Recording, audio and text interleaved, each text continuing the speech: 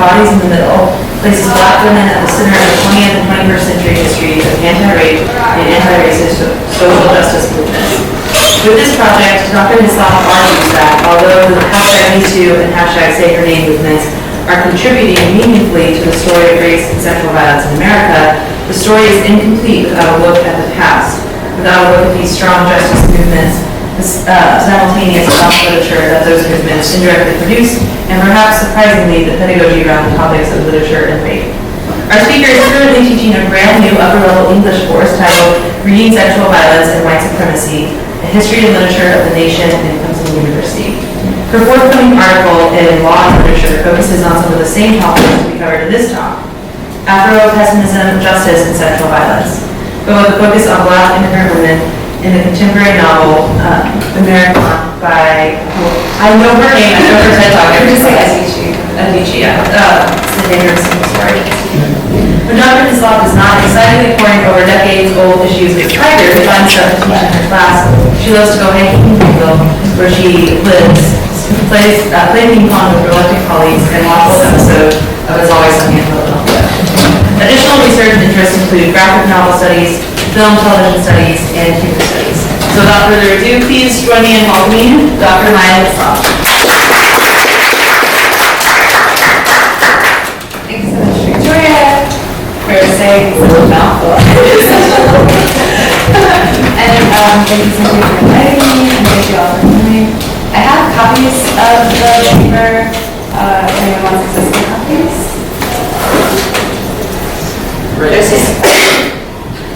Would you like to? You can send it to me, right? Not that I yeah, I'll just do this.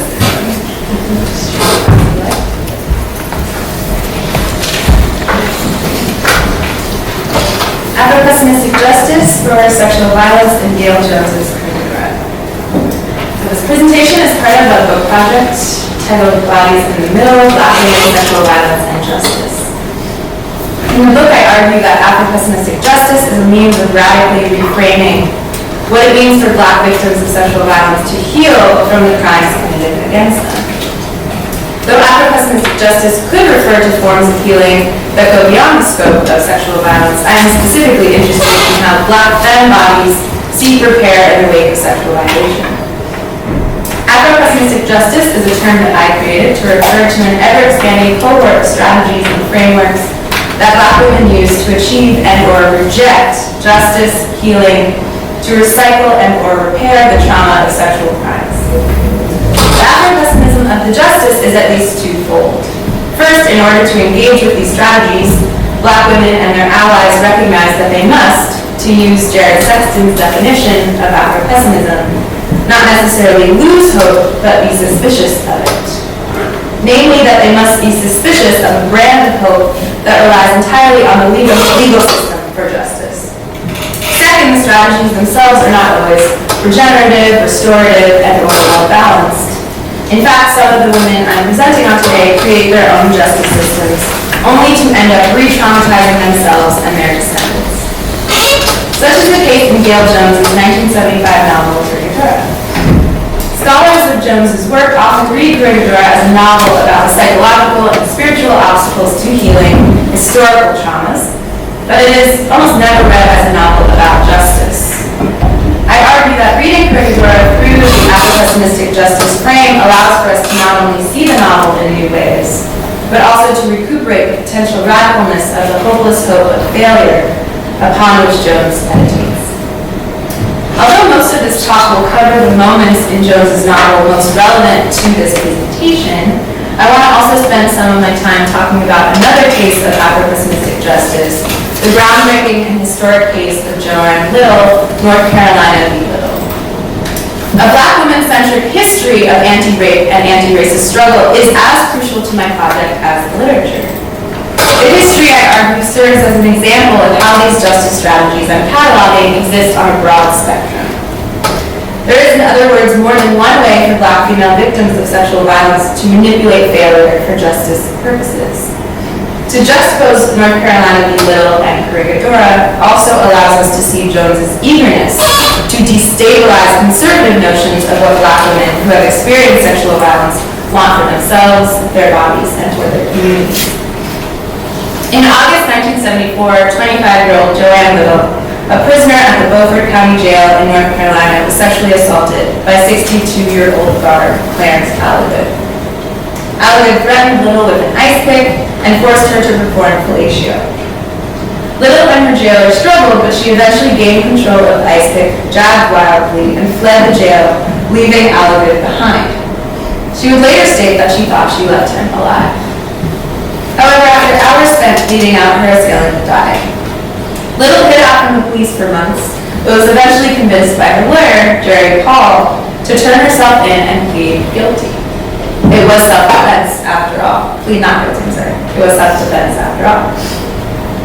Little was quickly indicted by a grand jury in Beaufort County for the murder of Clarence Alligood. An entire year later, 1975, Little emerged from the courthouse in Raleigh a free woman after having a jury drop the murder charge against her. She was, in fact, the first person ever to be released from a murder charge using the self-defense defense.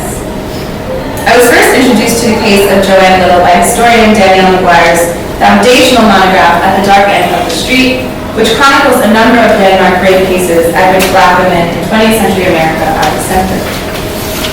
McGuire views Joanne Little's case as a triumph, and rightly so. But when close reading the case files, there is room to interpret the strategies of Little's defense as the building blocks of Afropessimistic justice. I want to go over one of the most significantly Afropessimistic strategies. To set the scene a bit, it's October, a few months after the trial has ended victoriously. Jerry Paul, Little's lead defense attorney, is completely disillusioned with the law, as local North Carolina newspaper reports. Paul says that the whole trial process had nothing to do with justice. He says that he simply bought Joanne Little's acquittal. This system doesn't want justice, it wants convictions. That's why, given enough money, I can buy justice. By saying that, I point out the defects of the system. You hold it up to ridicule.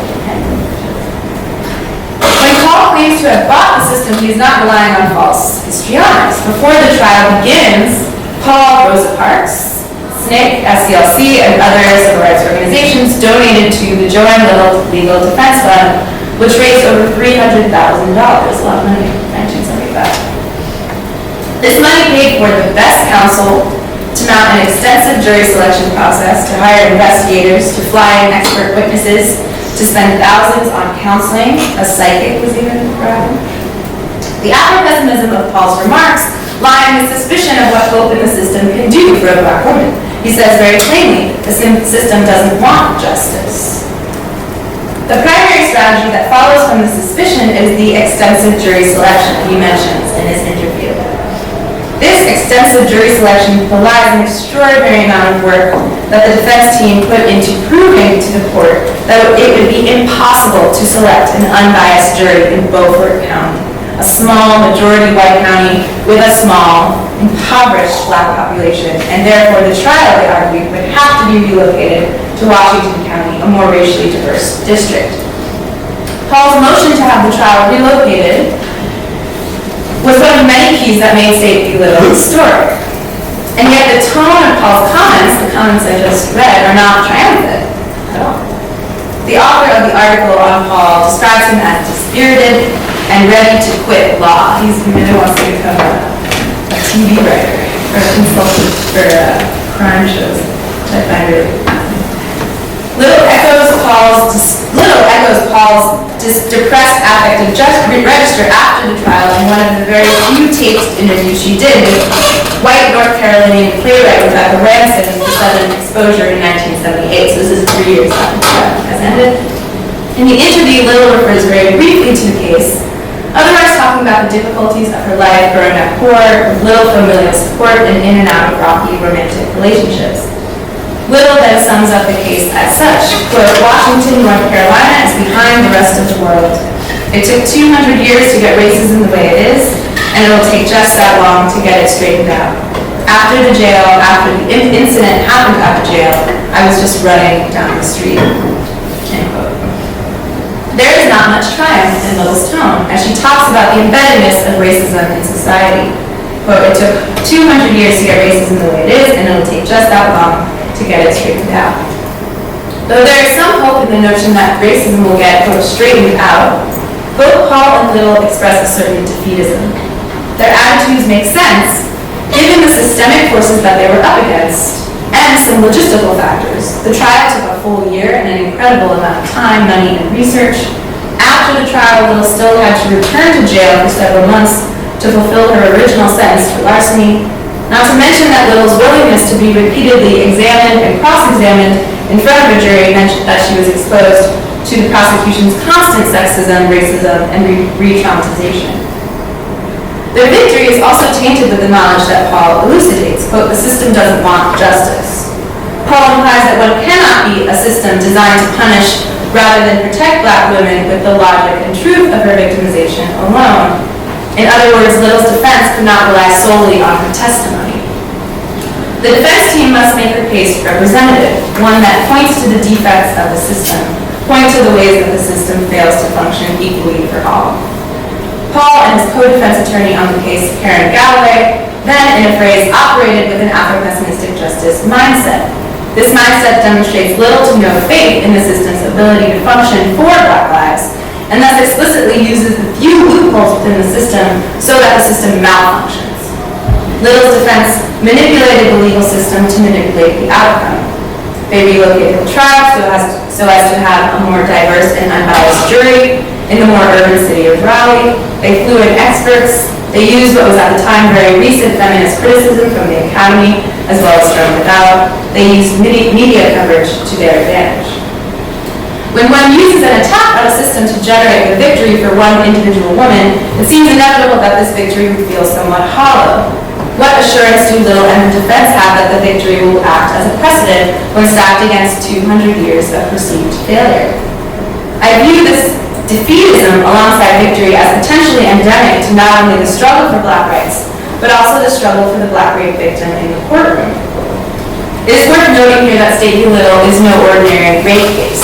Allegedly, the accused sexual assailant is deceased, and therefore the victim is literally on trial rather than the assailant, which happens in most rape cases anyway, but in this case it's very literal.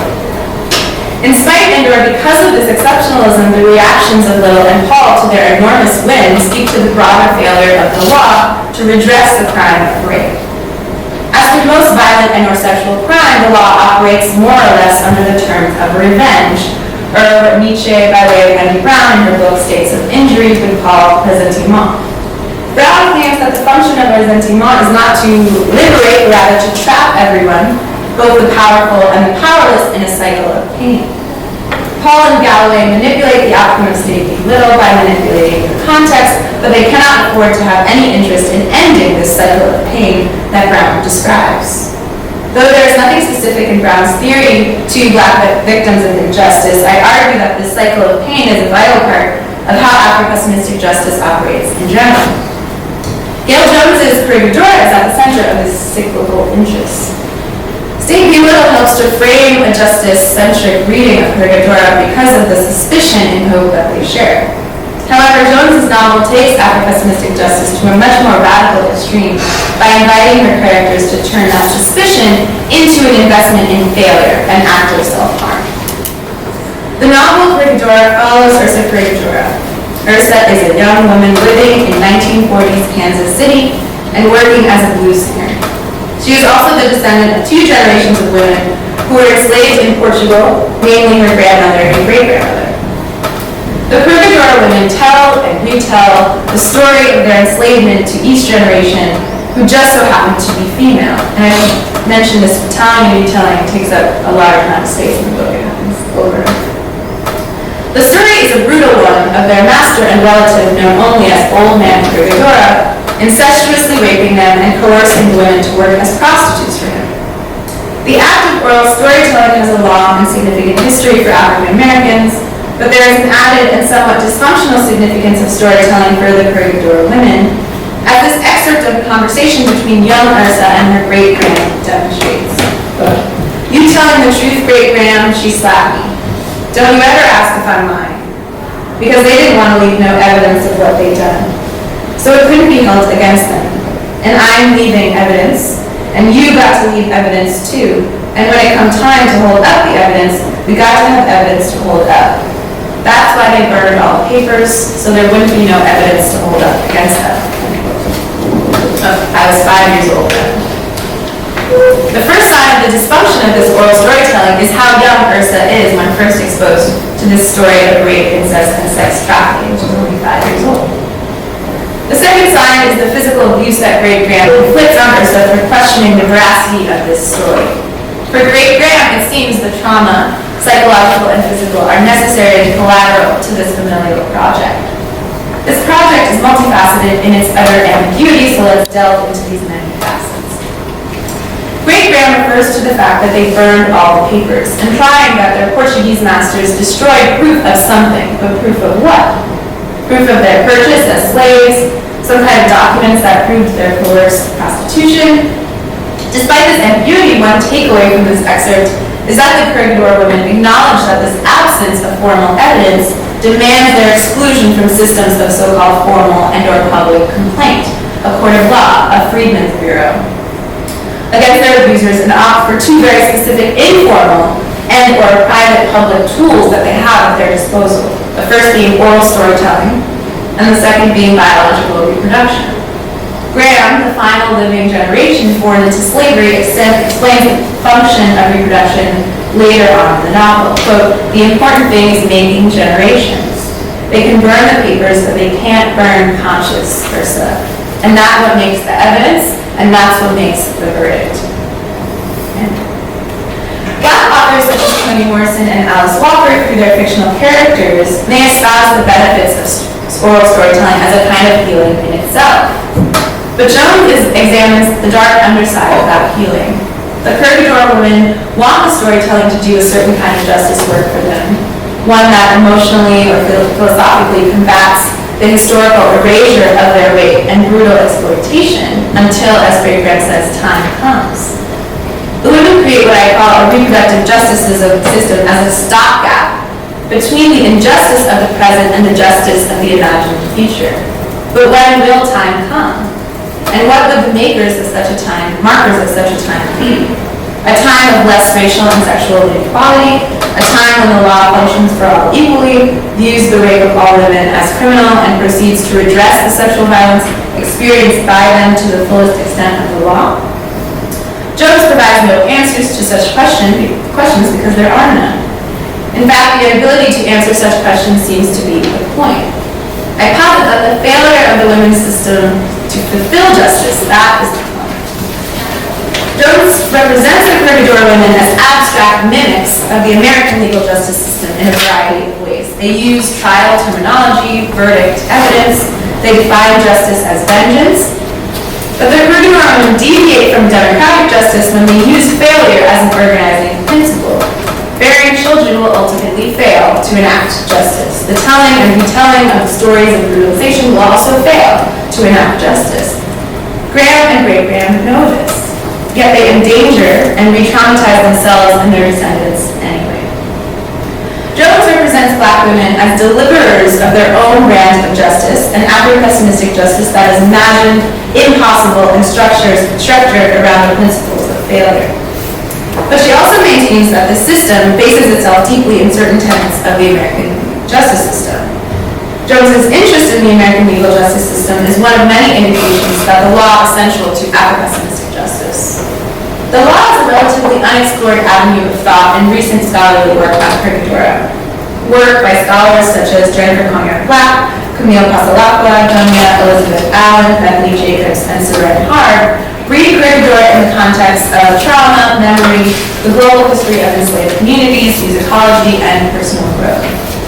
The majority of these scholars reach the same conclusion about the novel's intent to forge a path of recovery, healing, and/or self-development for descendants of enslaved women, who are also survivors of sexualized violence themselves. I do not want to contest these conclusions, but rather offer an additional way that the novel is clamoring to be read, as a novel about justice. Though it is a novel about justice, Jones insists that this justice is one built by Black female survivors of sexual violence. What is specific about the Afropessimistic justice for crimes of sexual assault and/or rape? One answer is seen above in particular ways that the justice is embodied. The Corregidora women use their bodies, the very sites of their violations, to bring about justice. Firstly, the act of storytelling is violently embodied, as we see when Great Graham slaps Ursa for questioning her evidence as truthful. Secondly, the Corregidora women force each female progeny to make generations, thusly enacting a version of the breeding logic upon one another as their masters forced upon them. The physicalization of justice continues with Ursa, the final generation, but in new and traumatizing ways. At the novel's opening, Ursa, as a result of an act of domestic abuse perpetrated by her jealous husband Mutt, has a miscarriage that demands the removal of her uterus and is thusly made infertile. The inability to physically reproduce leaves Ursa incapable of fulfilling her familial destiny to immortalize the story of the Corregidora women. In other words, Ursa's failure to reproduce also means the failure to regenerate the failed justice system. Jennifer Conrad-Black argues that Ursa's barrenness and/or the creative outlet of the blues serve as liberative spaces for her. It is precisely this womb lack, as Conrad calls it, that gives Ursa space to detach from her abusive past. I disagree.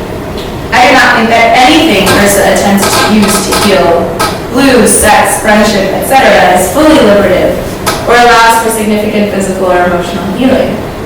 And this impossibility of healing is one of Jones's goals.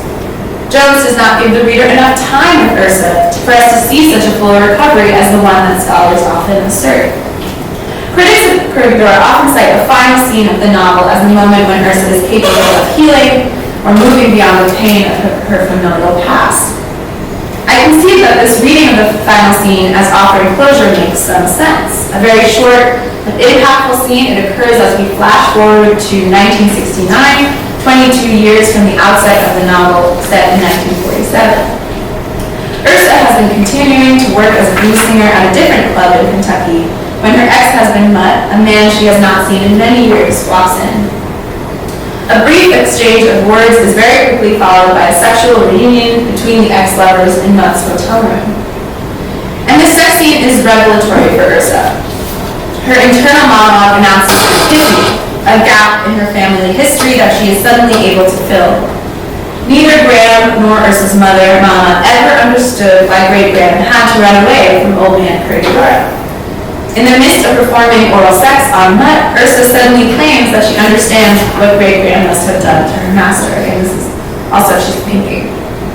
Quote, a moment of pleasure and excruciating pain at the same time, a moment of broken skin but not sexlessness, a moment just before sexlessness that stops before it breaks the skin. I could kill you. I held his ankles. It was like I didn't know how much was me and Mutt and how much was Great Graham and Corregidora. Like Mama when she had started talking like Great Graham. But was what Corregidora had done to her, to them, any worse than what Mutt had done to me, than what we had done to each other? I could kill you. He came and I swallowed. He leaned back, pulling me up by the shoulders. I don't want a kind of woman that hurt you, he said, then you don't want me. I don't want a kind of woman that hurt you, then you don't want me. He shook me till I fell against him crying. I don't want a kind of man that'll hurt me neither, I said. He held me tight. The novel ends with Ursa realizing that she's been participating in a cycle of pain through her relationship with Mutt. What's more, both she and Mutt acknowledge the cycle and a desire to end it in their repeated call and response.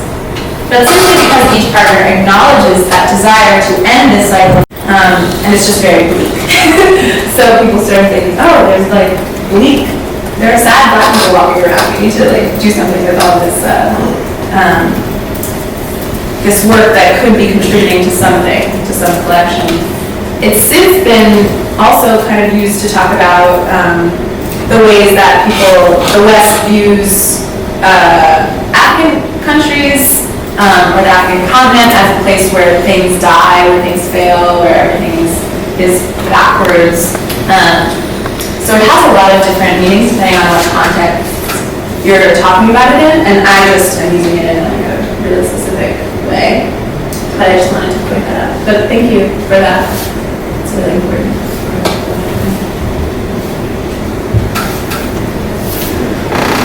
I was really interested in your whole discussion of these strategies for repairing and healing.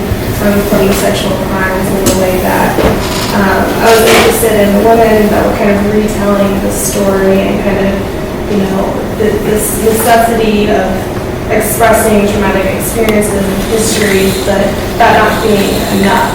And kind of, especially in the moment of Me Too, and kind of these consequences, and kind of wanting to kind of do justice to those stories, and not just simply characterize them as hollow because they're doing work, but then saying that they're not doing enough. So there's kind of this tension there. And that's something I'm really interested in also, is kind of, we want to hold on to these stories because they're so important, but what's the next step in order to not kind of just simply keep expressing or fetishizing these narratives? And then also kind of the same thing with the courtroom in the sense of, this is doing the work of putting people away, or, but that's not good enough because the prison system is complicated, but we need to protect women or people who are experiencing these crimes. So kind of the tension between these two things, and kind of how to talk about that, or because that's something I experience a lot in my own work, is I don't want to characterize this just as bad, but I also want to say that it's not doing enough. So maybe how you kind of, if you could talk about with how you grapple with that, and then also kind of moving forward, what does it mean to, or have you seen anything about kind of these counter structures? Like, what does it look like to move outside of the court for healing or reparations? So the first, that's great. I'm in my brain categorizing what you're saying as voice. The first thing being sort of about voice, the second being about abolitionist forms of justice, getting outside the legal system and in the courtroom. So voice is really important. I think a lot of the times I'm always in my brain trying to justify why this has to be about Black women in particular. Maybe, to an academic crowd, I think that might be obvious, given the history of enslavement and the history of sexual violence that happened to Black women after a period of enslavement. But given the sort of current zeitgeist around sexual violence, race doesn't really come into it until it comes into it, right? So until we're talking about Bill Cosby, we're talking about R. Kelly in terms of sort of assailants, and then sometimes when we're talking about Say Your Name or Black trans women being the most vulnerable group, right? So it comes into it when it comes into it, but when it's women get together under this banner of Me Too, race, right, really doesn't come into it. And it is really important, not for just all the reasons I listed, but because of voice, because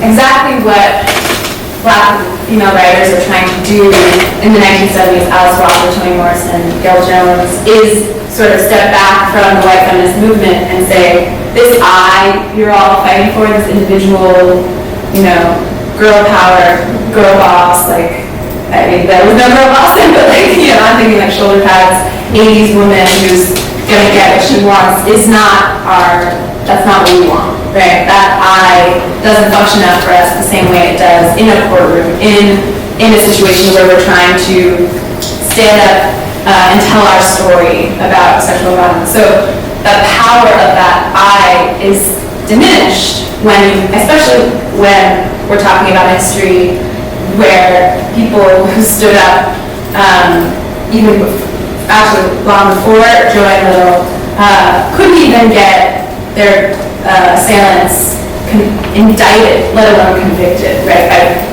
sharing their stories. So Recy Taylor is a really important figure in the 1940s of a case that just showed how powerless that I could be. She told her story, the assailants basically confessed, and there was never any justice at all. So given that kind of relationship to the I, we have to always be very conscious of that.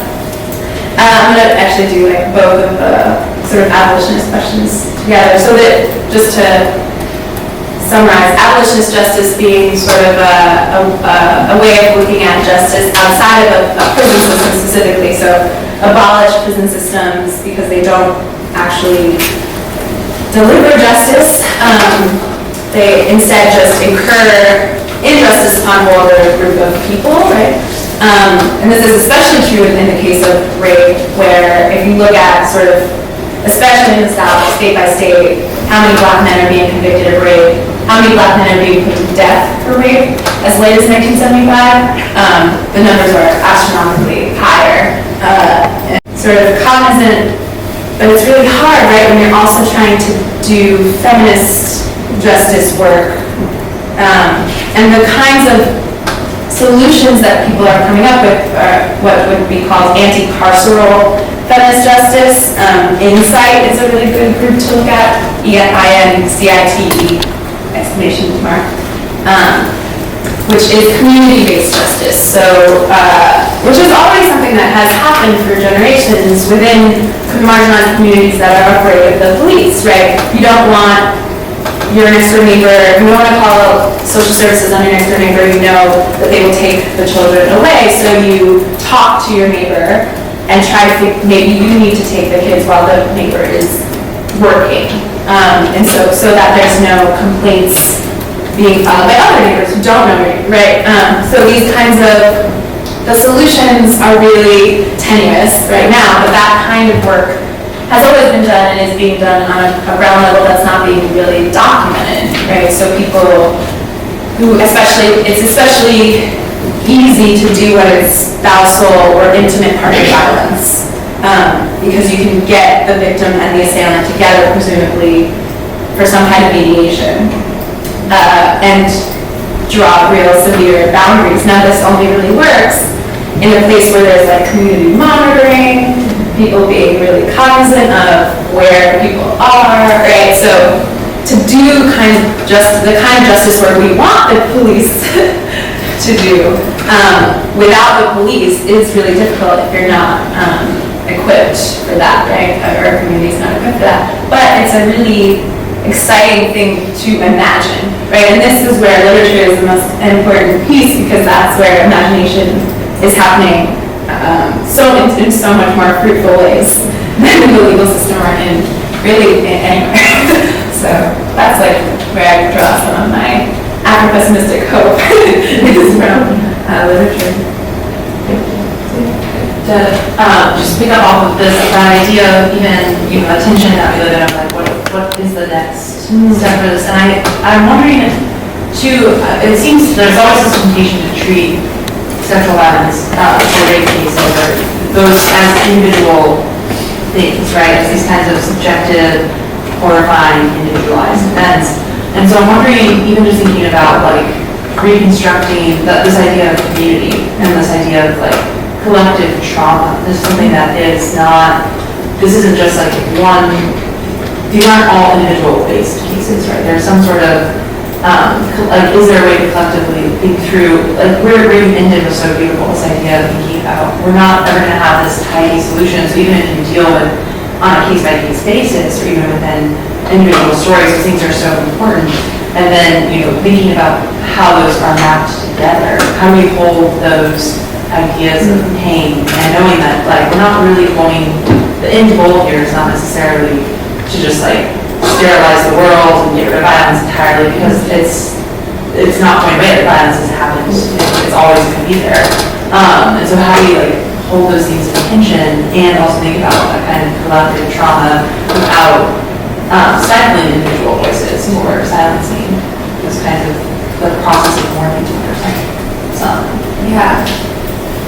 You said everything so much better than I'm going to say. So I'm going to talk about like something related but different, which is prevention. I think so. A justice framework has to consider penalization. There has to be a way that people who commit crimes are punished or given some kind of, or actually the frame shouldn't be necessarily penalization, but recompense for the victim.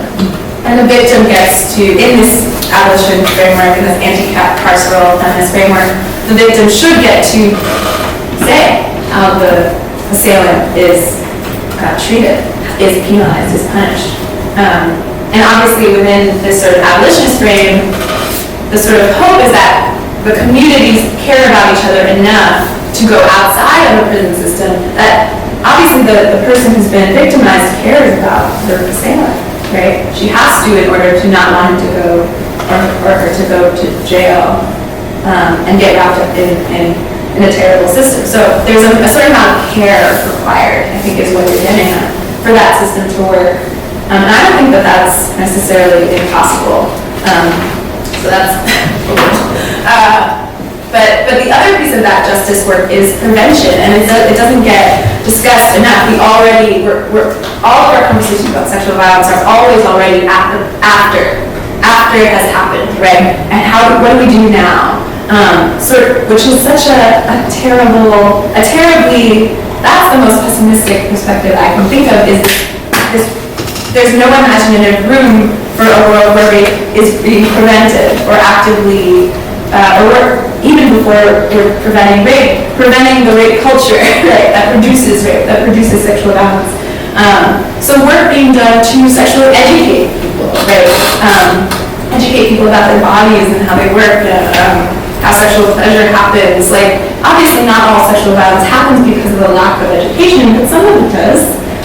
Some of it is about a lack of knowledge about consent. I mean, there was a study recently about teenage boys on average consume or believe that the women in pornographic videos that they watch are enjoying sex that they are having, and that there's no coercion happening, right? And obviously, you don't need to think about coercion while you're watching pornography, but to completely erase the sort of coercive nature of pornography. I mean, not that it's necessarily coercive, but that it's not entirely consensual. It's not an entirely free space of just everyone's enjoying themselves all the time, right? So that assumption, and that the majority of teenage people probably are going into sexual situations assuming that that consent is a given, right?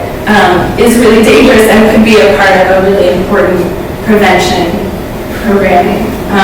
And so many people are doing that kind of work on a very local level. It just doesn't get talked about, right? So I'm excited by that, and that is a really collective, local movement. Thank you for your talk. It's really eye-opening in the most primordial sense. Being very high for your teaching how to do it. The collective trauma triggered for me the Christine Blasey Ford and Brett Kavanaugh hearings and Anita Hill. And the legal and that wasn't the corporate. Those were moments viewed by billions of people, experienced by millions of victims, re-experiencing their victimization. And I guess the question is, can there be Afropessimism or a suspicion of hope after these failed, extremely powerful, media-driven, but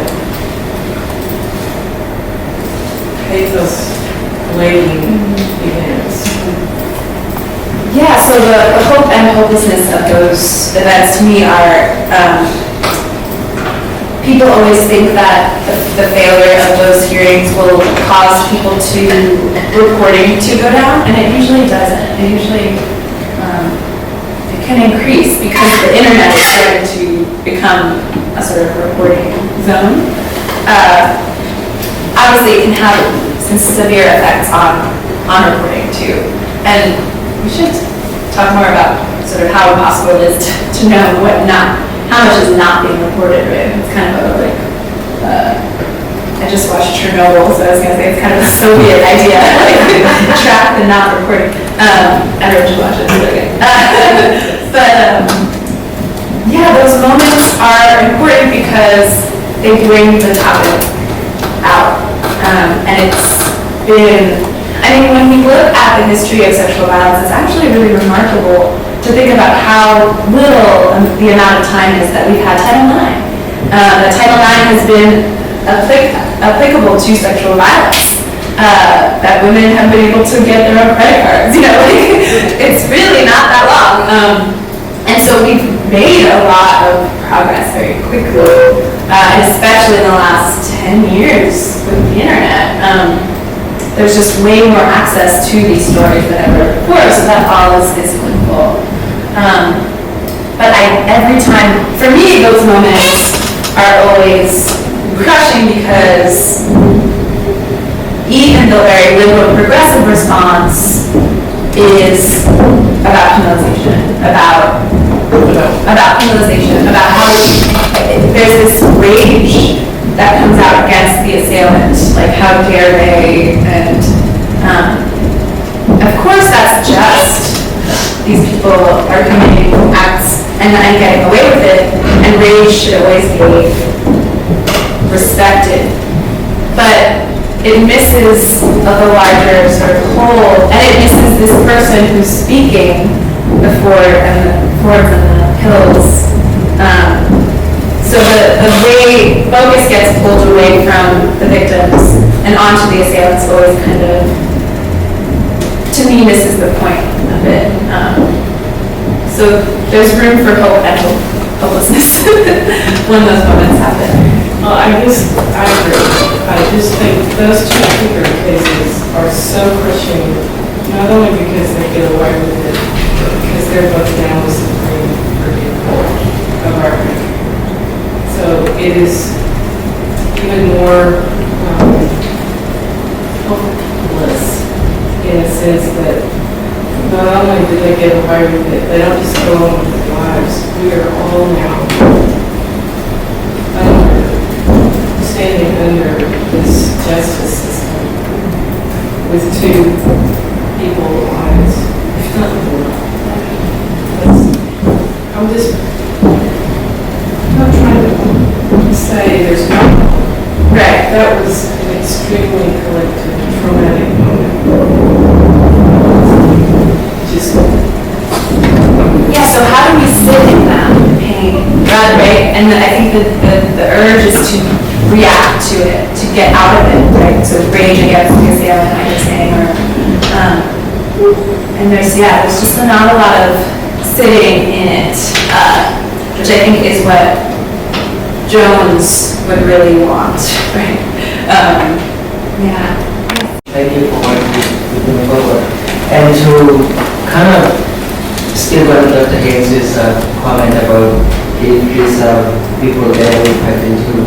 In page 13, you bring this incredible point, and it says, secondly, the Corregidora women force each female progressive generations, thus leading to the invasion of creating logic upon one another as their masters force upon them. And I connect that with this idea of storytelling in these women's lives. And since you brought this Afropessimistic idea, I kind of went back to a post-apartheid period.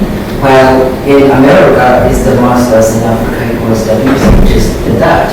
And that relationship is the same, but the echo I see in the storytelling is that the women who were telling the stories, there was an echo that was created.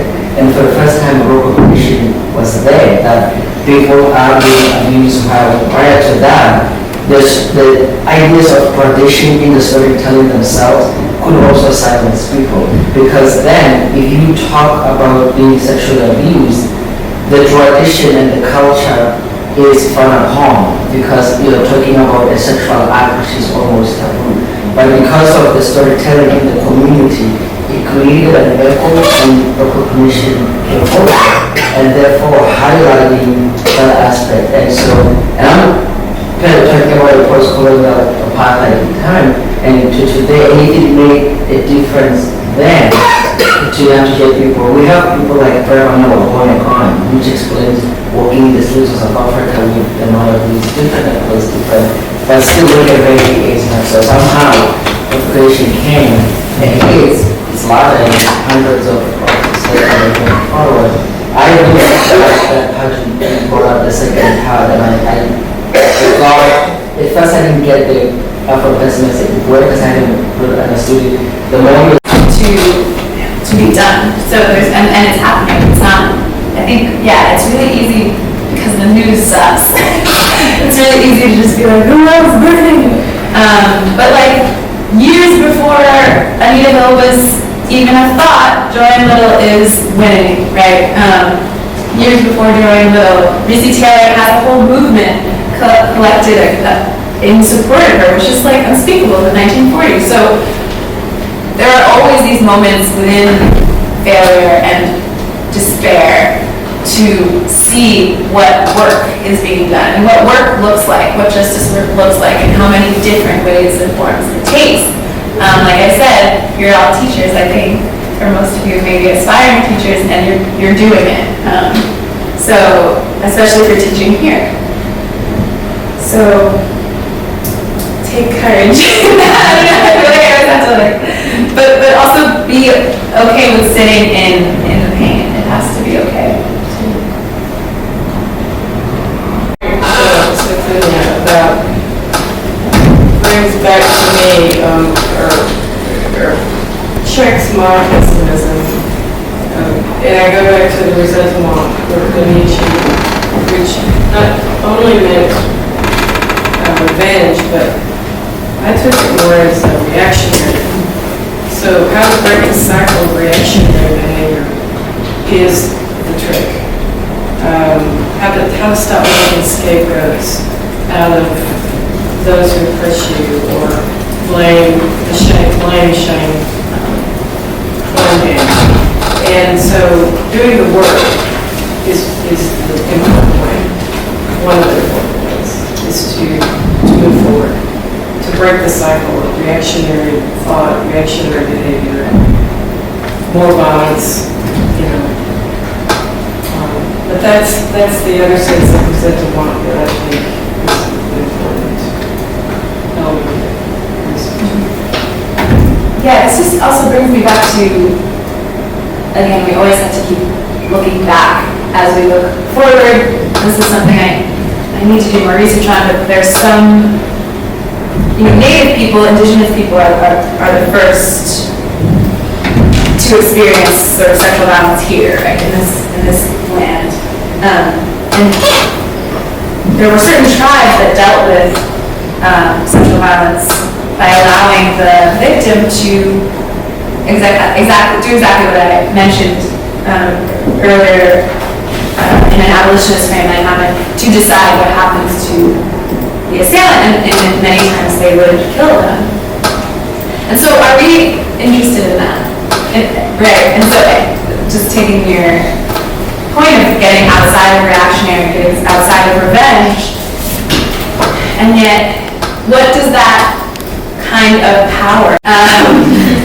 It's like Black people must perform a certain kind of graciousness, a certain kind of grace, a certain kind of nobility and dignity in order to be seen as victims. Never want, but I think in particular the victims of the Charleston shooting, Charleston massacre, who were sort of held up as like, we forgive him, and people online, younger people online, I think were sort of very angry about this, but there was also this like, this is how we, rise above, right, the whole Michelle Obama, we go high and they go low. This is what Black people have always been expected to do, is be gracious and humble. And I'm, again, very excited by the idea of Black people being the complete opposite of being out. What would that look like? What would that mean? Are we still deserving of rights? Are we still noble? Are we still dignified? Not walking the streets, receiving the guns and the dogs and the water, but holding the guns and rocks and what, like that shift to me is so unthinkable and yet so exciting because of that reason. And so anytime that's presented to me, which is very rare, I'm very excited. So I would suggest everyone read more Gayl because she's sort of at the forefront of of this exciting, uncompromising Blackness. That's maybe where some level of collective care actually begins. Well, and on that note, we are in fact out of time. Thank you so much again for your wonderful